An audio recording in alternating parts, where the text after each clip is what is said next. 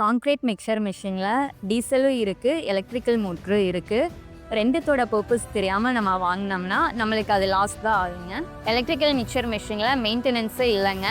Diesel mixer மிஷினில் maintenance இருக்குங்க. ரெண்டு மிஷின்லேயுமே அட்வான்டேஜும் இருக்குது, டிஸ்அட்வான்டேஜும் இருக்குது. இந்த எலக்ட்ரிக்கல் மிக்சர் மிஷின் பார்த்தீங்கன்னா இண்டஸ்ட்ரியல் ஏரியா, எப்போவுமே பவர் சப்ளை ஸ்டேபிளாக இருக்க ஏரியா, 3 ஃபேஸ் லைன் இருக்க ஏரியா, அங்கே எல்லாமே சூட்டபிளாக இருக்குங்க. இதில் மெயின்டெனன்ஸே இருக்காது, அதுதான் best. Diesel engine mixer machine பார்த்தீங்கன்னா நம்மளுக்கு எங்கெல்லாம் பவர் சப்ளை இல்லையோ, லாங் ரன் தேவைப்படுது, ரூஃப் கான்க்ரீட் போடுறதுக்கு, ரோடு ஒர்க்குக்கு, அந்த மாதிரி ஒர்க்குக்கெல்லாம் யூஸ்ஃபுல்லாக இருக்கும். சிம்பிளாக சொல்லணும்னா கரண்ட் இருந்தால் எலக்ட்ரிக்கல், கரண்ட் இல்லைன்னா டீசல்.